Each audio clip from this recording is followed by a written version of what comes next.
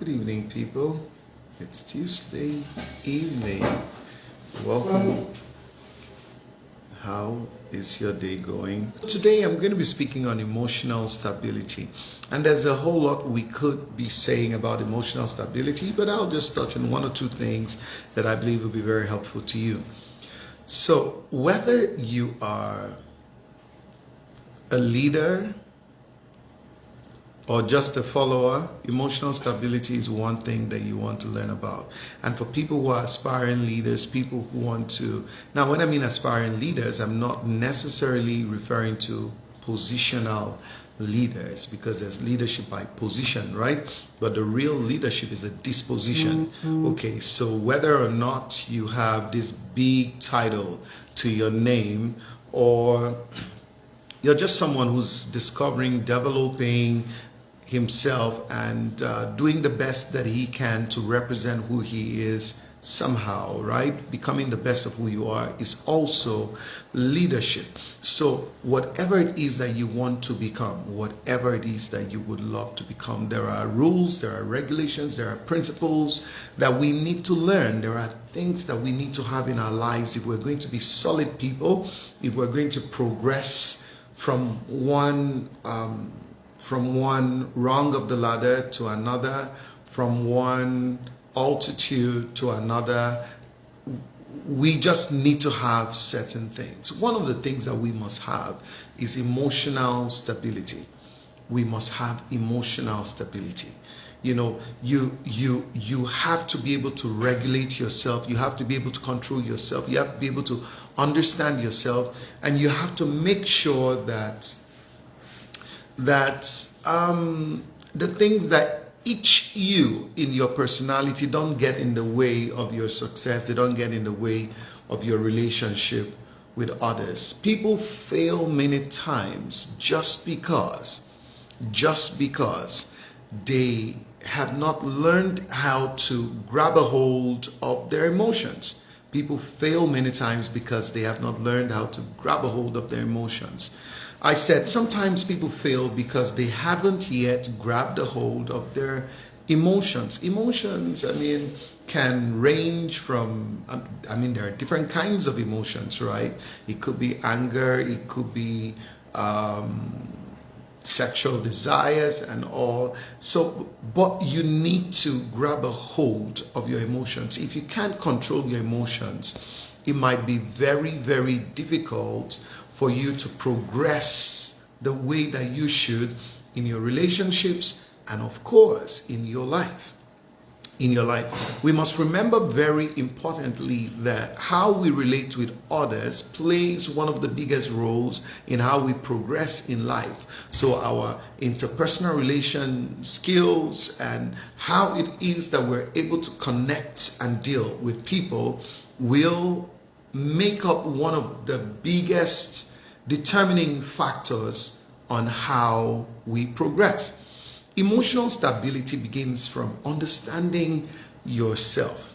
Understand your proclivities, understand your inclinations, understand your idiosyncrasies, some people may, prefer. Understand yourself. And when you understand yourself, take responsibility for who you are. Take responsibility for who you are. I think that too many times people just live in denial. Listen, we do not know you merely by having faith for you. We know you from a track record of your character, a track record of your habits, a track record of your expressed personality. If you're lazy, for example, you are lazy. It's not someone trying to insult you or someone just trying to get on your nerves. You may be lazy because you have a track record of lethargy, slowness towards life, being uninterested towards taking responsibility, maybe dragging your feet or making a big deal of doing small things, dodging responsibilities and all. I mean, there are so many things that you can observe in someone's life to come up with that conclusion that someone is lazy. Now, even if you're lazy, right, you can improve. Let's get back to what we're talking about here. So our emotions, how do we know you're an angry person? We can know you're an angry person from how you usually behave. We can know you're an angry person by your level of response to maybe small things. We can know you're an angry person by your default reaction or response towards people and towards things. Understand your emotions and be willing to take responsibility. You can't just live in denial. This is who you are. You went to Aba, they told you that that's where you are. You went to Zamfara, they told you that's who you are. You went to Abuja, you went to Lagos, wherever you've been in Ouagadougou, you've been in New York, you've been in Havana, you've been in China, you've been in Sydney, you've been in Angola, and they told you the same thing. And you just keep saying it's because people don't understand you. Listen, no one is going to understand you by faith.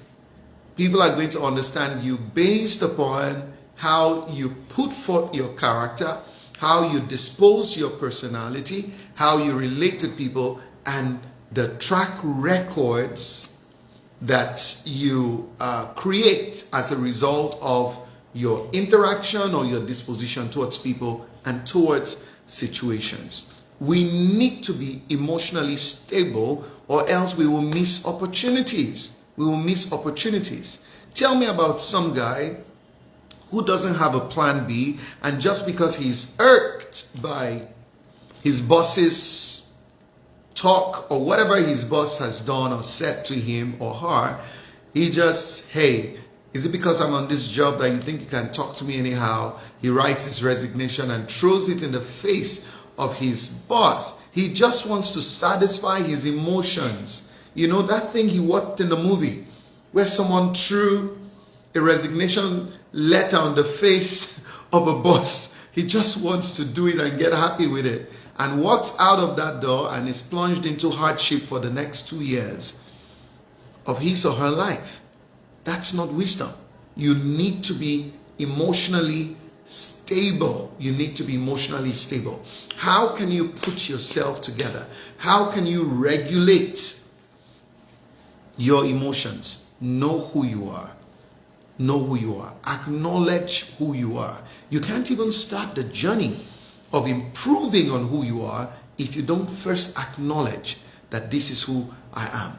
You must understand yourself, understand your tendencies, like I said, understand your proclivities, understand your inclinations, know what you are likely to do, understand the disposition of your emotions, and then that can help you take the steps required to improve, right, in that area, to improve in that area. Now, there is a part of the emotions that gives me a lot of trouble as well. We have to be able to manage our sexuality. I believe that one of the greatest areas of discipline, right, is the ability to manage our sexuality. I have different definitions for maturity. The ability to manage your emotions, the ability to manage your sex drive. We all have a sex drive. If you don't, please put up your hand. Yeah, we would ask the prayer team to attend to you, pray for you. Unless, of course, you are maybe castrated, or unless we are born so. But even then, the percentage of people who are born so will be very minute. Very, very, very, very, very minute, right? So everyone has got a sex drive, but maturity is the ability to control your sex drive. It is my very firm belief that if you cannot control your sex drive, there are many things you will never be able to control in your life. You can't be ruled by what lies below the belt. Your life can't be driven by what lies beneath your navel. And I think that sometimes people just shift the intelligence from the brain. They move it down, down, down. It comes so low that it comes below the belt. And that becomes a determination for everything. No, put yourself together. Put yourself together. Put yourself together. I believe that maturity is the ability to manage your sex drive. You can't sexualize every relationship. You can't become a head of department over 10 people, maybe 7 females, 3 guys, and all 5 of them are, you're in something with 5 of them. That, yes, it's Rema. You see, the Bible says that which is from above is above all. This big head is above. It should be above the rest of the body, right? Don't sexualize every relationship. There are people that God is going to bring into your life. They're going to be people of value. They're going to be people of high worth. They're going to be people who can add to you in a phenomenal dimension. Listen to me.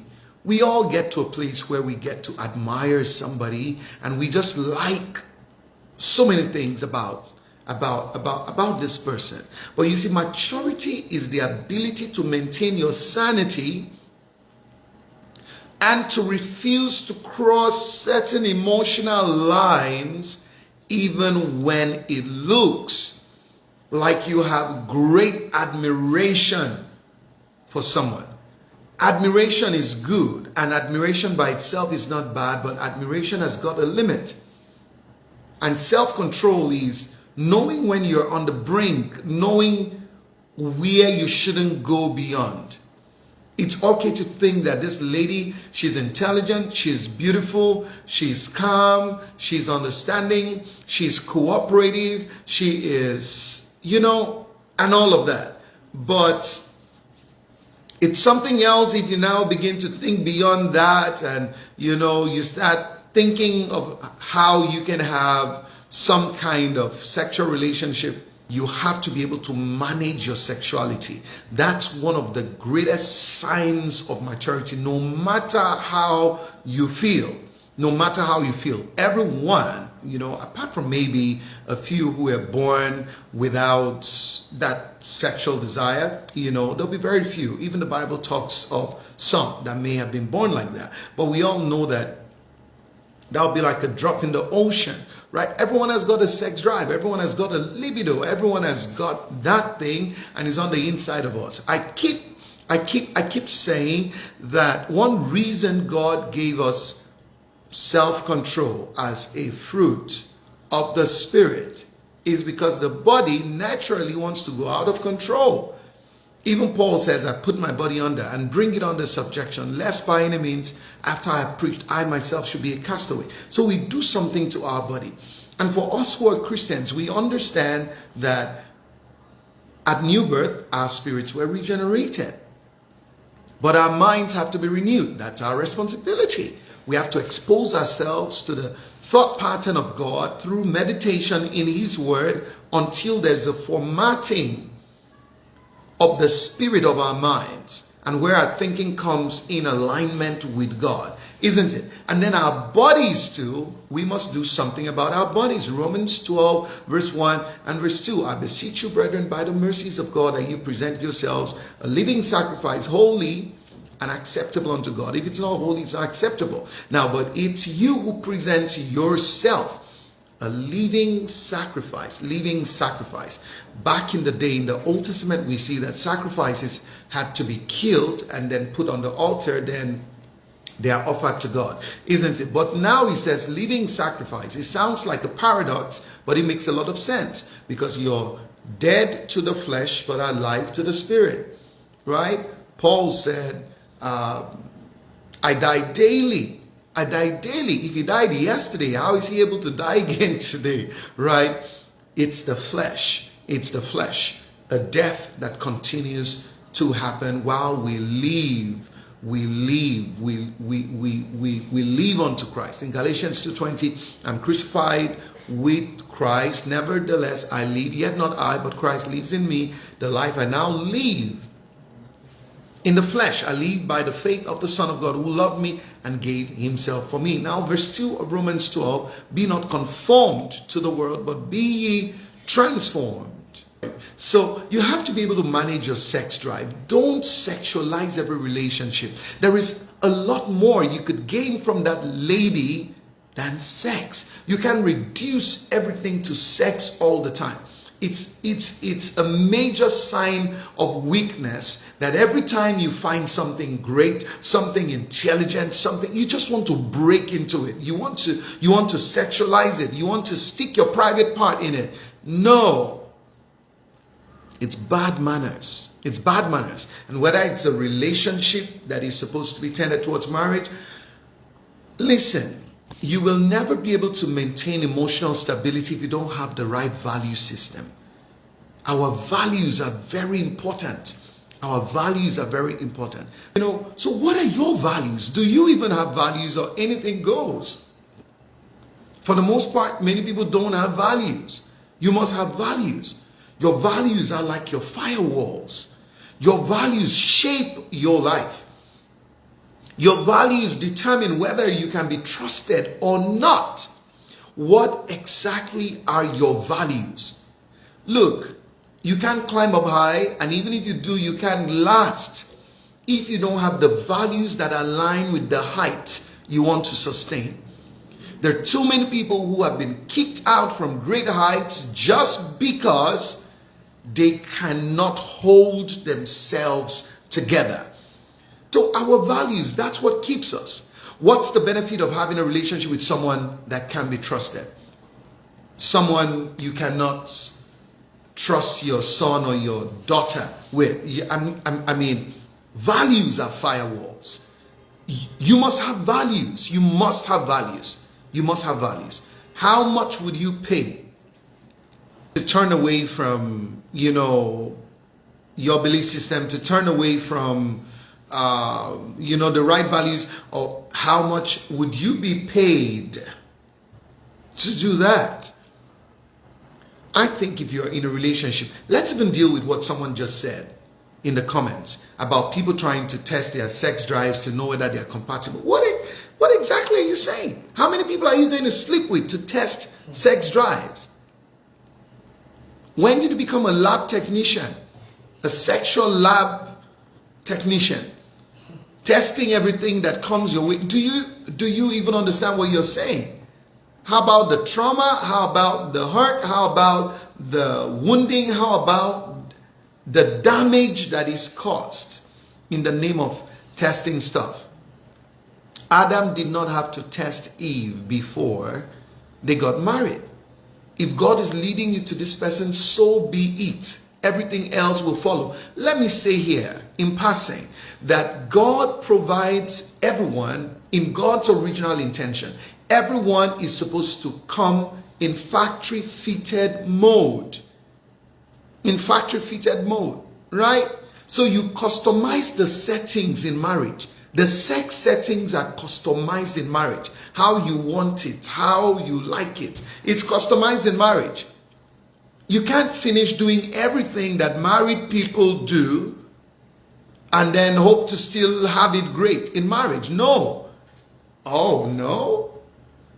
The settings are customized in marriage, and we keep customizing them. You can be married 10 years and you're not done customizing them. There's something new because they're usually upgrades. You have this phone, and after 6 months, there's an upgrade. Hey, all of you who are not married. I have one person in the studio who's not married, and he's paying keen attention. Keen attention. But I'm going to spare him because he is ready. He's ready. He's ready. He's ready. Yeah. If he does not willingly marry, we may have to, just fix a date for him and invite him over. I'm kidding. I'm kidding. Okay. So the sex settings are customized in marriage. And let me even say that there are different ways a person can understand their sex drive without actually getting into intercourse. Come on. It's on the inside of you, right? How do you know how hungry you are? For example, someone says, I'm hungry but not so hungry. Someone says, well, I feel a bit hungry but I mean, I can wait. I can be like this till evening and I'll be fine. I'll be fine, right? Now, but somebody says, I am so hungry that I can eat up an entire pantry. How do they know they are that hungry? How does someone know he's so hungry? You know, sometimes we just say jokingly that I'm so hungry that if there are two people like me who have this measure of hunger, one will surely faint. One will surely faint. How do you know? It's the same thing. The same way we read hunger in our hungerometer, whatever it is on the inside of us that reads hunger and the measure of hunger. That's the same way we can read the extent to which we desire sex. You don't have to be married and start a sexual relationship, or you don't have to be sleeping with someone to understand your sex drive. No, you know it from the desire that you have on the inside. That's why Paul said it's better to marry than to burn. Oh, the burning is in measures. The burning is in measures. You know when the burning is a big burning, it's like the burning bush of Moses. You know, right? So you can measure your sex drive to an extent. You can tell, you can say, even if you have never had sexual relations with anyone. Let's stop all this indiscipline of going about testing people's children and, you know, violating people. True love protects. If you're truly in love with someone, you're going to try to protect them. You're not going to violate them. You're not going to want to steal their dignity away from them. Love does not steal anybody's dignity. It doesn't steal anybody's dignity. And I can bet you, let's leave this matter for another day. And let us keep in where we are, right? Emotional stability. I said you need to be able to control your sex drive. You have to be able to control it. That's what makes you a man. That's what makes you a woman. And I said, don't sexualize every nice relationship. God has sent people into your life. Some of them are mentors. Some of them are colleagues, friends, people you can learn a lot from. But because you see this young girl and she is, you know, she seems cool, calm and collected. She's God-fearing. She's got the right values. She is even-tempered. She's got a great personality. She loves the Lord. The next thing is you are imagining possessing her. You're just imagining possessing her. And you see, if you cannot control it in the mind, it's going to be difficult to control it in your words. I get bothered when someone meets a person for the very first time. For the very first time. Right? And then within 1 week, they're already your honey bunch, sugar pie, they're your honey pot, they're your this and that and that. And then all these nasty poems begin to, things that you should reserve for your spouse. You just put them out there, right? Just to get on someone's emotional defenses. I've been unable to sleep all night because I just can't take the thought of you away from my heart. Every moment I'm wondering what it would be like to have a lifetime of you right in my arms. Every time I think about your eyes, it seems to me that I'm in a sunrise situation. Your smile is like the golden hues of the setting sun. I want to spend my whole life right in your arms, hearing you whisper in my ears. You're so sweet, I could lick you all day and not even need sugar in my tea. Just your finger in my tea will be all that I need. Hey, come back. Hey. And the recipient knows that, number one, this is too early. I thought we just met 3 days ago. 3 days ago. I'm sorry, forgive me, but you know, your breasts are like the mountain of Bashan. I didn't know I was born to be a mountain climber until I saw you. Until I saw you. I will live in the mountains like Elisha of old. Oh, Jesus is Lord. I would pay just anything. Tell me, I can quit my job tomorrow morning just to run off with you to the island of all things are possible. And even when you know it's a lie, even when you know it's a lie, you choose to believe. You choose to believe. You choose to believe. Blessing, may the Lord keep your spinal cord. Even when you know it's a lie, you still believe. You still believe. Shakespeare in his day could have come out of his body and could have been in amazement of some of these poems. Like, oh boy. You know, that should have been his exclamation. It should have been so African. Like, oh boy, wait till you just talk. Emotional stability. Can we be very good friends without any sexual violations? Focus. If you're going to be emotionally stable, you need focus. You have to be able to be focused. You have to be able to be focused. Be careful, because if you don't define your values, anything that looks like it will distract you. Anything that looks like it. Anything that looks like it. I remember one time, many years ago, I think it was at the church I used to attend then, of course, before I started pastoring this church, like long time ago. Maybe I think I was still in the university. Probably so. So there's this girl in church. You know, I would see her once, twice, and I thought, wow, this is a beautiful girl. She's great. You know, I had no plans.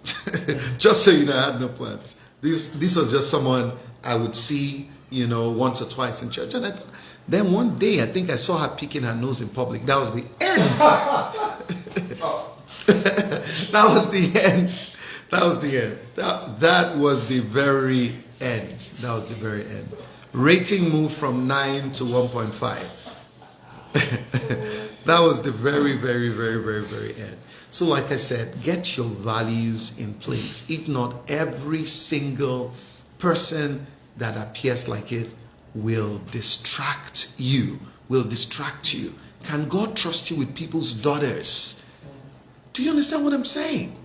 You can't just be in this office now where you're the boss of a number of people and you have to put sexual pressure on people, and you want to remind them that their job depends on it. You're a weak man. You're a weak man. You can't even earn it. Oh, gosh. You missed me there. You can't even earn admiration genuinely. You have to use your position, use your seat, use everything. You have to threaten people that are going to lose their jobs. Hey, you can't go far if you're not emotionally stable, because there are certain opportunities that are going to put you in places, right? In places that you need to be emotionally stable to stay in. You can't just be distracted. Every little thing has distracted you. Every car that passes has distracted you. Come on. Why? Be emotionally stable. Be emotionally stable. You can go far. You can make the most of God's gifts in your life. The gifts of people, the gift of wisdom, whatever it is that God has put in people that He brings into your life, especially opposite sex gifts like that. You cannot make the most of them if you always want to sexualize them. I know very well that in mentorship, once the focus moves from learning wisdom to sexual attraction, that's the end. There's nothing you're going to say from that moment that is connected to wisdom that will make any sense. Unless that person gets healed. you know. So you will lose a lot if you do not control yourself. And again, like I said earlier, how you react, how you respond to things, you have to train yourself. You have to train yourself. You have to train yourself. You can't just quit on the job because of a slight misunderstanding with a colleague or a slight misunderstanding with your boss. You're going to throw that resignation letter in their face just to boast to others that, look, the guy got me angry and I walked straight to him. I said, Mr. Kokoroko, I quit. And I threw the letter right in his face. You can't do that. You will never be able to keep opportunities that way. You have to be able to relate with difficult people. You have to be able to go through situations. You have to be able to weather storms. You have to stay stable. Your emotions must stay stable, or else you cannot go far. You're in a relationship with someone and you're thinking about marriage. Do you understand how important marriage is? Keep sex aside, my friend. Keep sex aside, my friend. And think marriage is a lifetime. Marriage is a lifetime. You will see sex in marriage until you run away. If you like to have a timetable of how many times a day, that's your business with your spouse. Sex can wait. I realize that the moment sex goes ahead of reason, you start making all the wrong decisions and your discernment is corrupted. Your discernment is corrupted. Marriage is not about breast and butts. After you get married, you will see others. I said it. I said it. This is not what keeps a marriage together. It's not this tiny piece of metal. It's not. That's not what keeps it together. I usually say it's the ring around your heart. That's what keeps things together. Very importantly. So define your values. What are your values? What kind of person are you? If someone spends a day with you, what should we see about your character? What should we see about your character? Do you have boundaries? Do you have boundaries? You must have boundaries. You must have boundaries. Let me ask you a question. If you feel sexually aroused towards someone, like strongly sexually aroused, what will you do?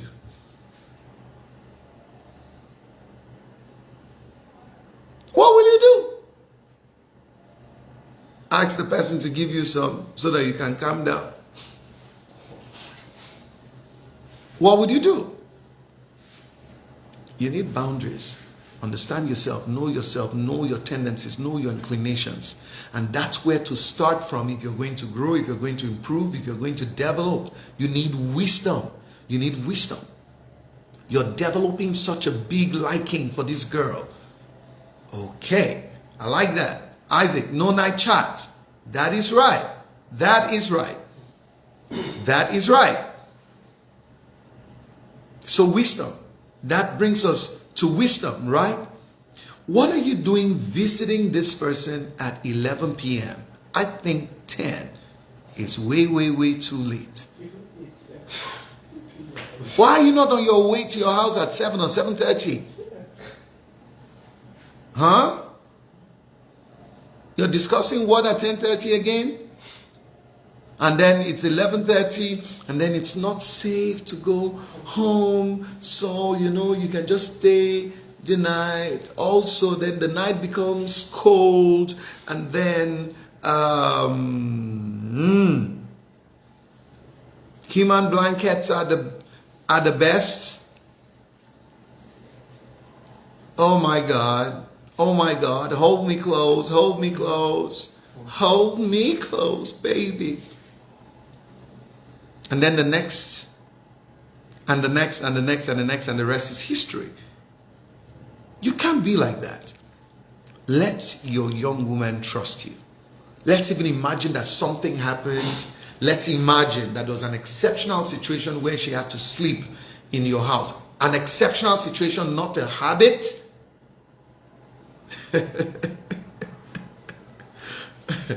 Not a habit. Let's imagine that something unusual happened and she had to sleep over. Can she trust you to protect her? Let me even ask this question. If you're very good friends with someone, opposite sex, and this person is in a vulnerable state, and let me explain it. He or she feels a sexual arousal. And let me tell you, sexual desires, they start in the heart, they settle in the eyes. You can see it. They settle in the eyes. Sexual desires start in the heart, they settle in the eyes. Make no mistakes, they settle in the eyes. I tell you, sometimes you need not say anything. When the eyes begin to change color, when the heart begins to beat faster, when the body temperature begins to grow, that's a food is ready sign. This is sexual food now, right? So you have to be careful. You have to be careful. So, but my question was that if someone is in a vulnerable state and you know right now they want sex, or they're vulnerable, if you are going to ask for sex right now, they won't say no. What will you do? What will you do? Oblige them? Take advantage of the opportunity? What would you do? Or support them and earn trust with them for almost the rest of your life? That's a very good place where people miss showing, their true strength, right? That's where people miss earning trust, earning respect that can last for a lifetime. You don't have to take every opportunity. And I realized that she may want it or he may want it. But if you protect them, they will honor you, respect you almost for the rest of your life for just that kind gesture. Now, they may want it, but if you oblige them, they can also hate you for the rest of their life because you knew they were vulnerable and you took advantage of them. Yes, they wanted it, but instead of protecting them, you took advantage of them. You took advantage of them. Emotional stability. Emotional stability. Emotional stability. Control your anger. Control your sex drive. Understand yourself. And I said one of the biggest things to rule in this life is to rule over your sex drive. Don't sexualize every relationship. The fact that she is beautiful, intelligent, she dresses well, she talks great, she's even spirited, she loves the Lord does not mean you should start chasing her for sex. And it's amazing to me how people want to sexualize something they came and met that was pure. You saw a guy who has disciplined himself, who has put himself in a place where he's got a lot that you admire, right? He's got character, he's got integrity, he's stable, he's dependable, he's reliable, he's intelligent, he's spiritual. Now you want to sexualize him. Now you want to take it all away. That's not just selfishness, it's wickedness. Wickedness of the highest order. Wickedness. You can't do that. So you found this young girl, she's decent, she's keeping herself good, she's not like the other people on the street. I mean, God have mercy. There are too many things. We stopped somewhere yesterday, and this place is a public place, a business place, and while I was talking to the boss, the staff were around, and I see this staff. Jesus Christ, save me, help me. I understand exactly what Job said when he said, I've made a covenant with my eyes. Why should I look upon a maid? Why do, excuse me ladies, now, no pun intended, But why do people wear clothes without bras? Why do we have to see someone's nipples through their clothing? In a public place? In a business premises? It's crazy. I was in another business premises yesterday, and I asked one of the staff. I called his name. I said, I have a question for you. Will you answer me sincerely? He didn't know what was on my mind and what I was going to say. So he was a bit uneasy here and there. But I finally got him to, to answer my question. And what was my question? I said, why do guys sag? He was sagging. And I could see his panties.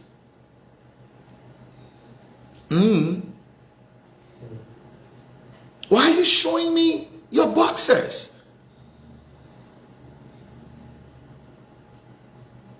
You've not even finished feeding well. You're exposing your boxers. Why? He said, oh, maybe it's fashion. Da, da, da, da, da. And I see them cross the streets when they're sagging. I'm like, oh, Lord, help them through.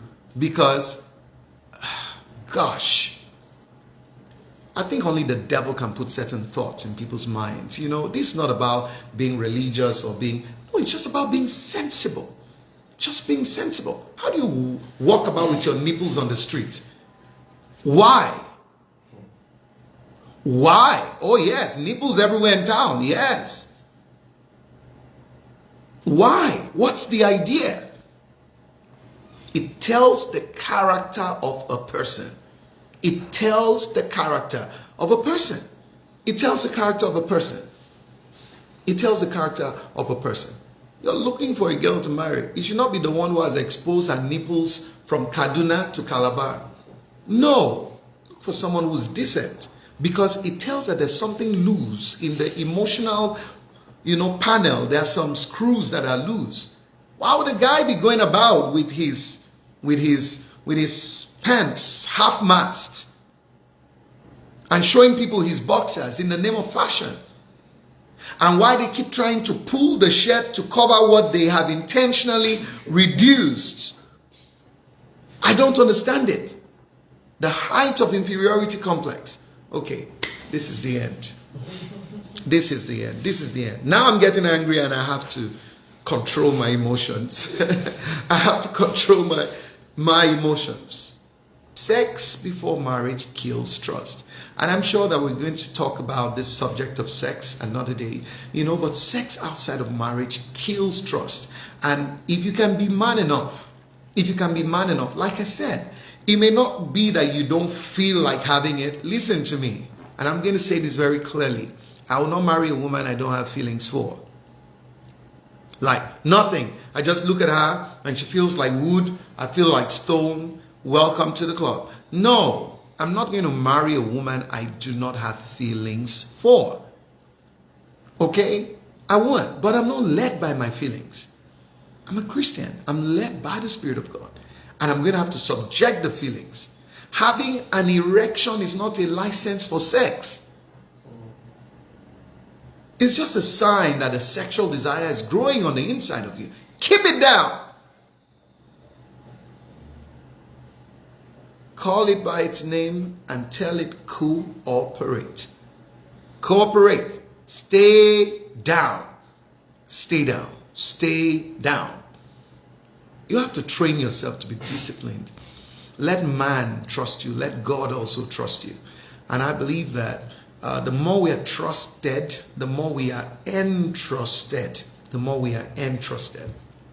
And definitely was the same with my wife and I. No sex. In fact, for me, I had dealt with it in my spirit and in my mind so very much that, yes, I knew that that would not even be a temptation. It was, I told myself, and again, this was just me. That may not be how you're going to deal with it. But for me, I told myself that even if I saw my wife naked, just seeing her, not sleeping with her, if I saw her naked, I was not going to marry her. Values, you have to take the measures that protect you. Anyways, thank you guys. I will connect with you same time next week. Ciao.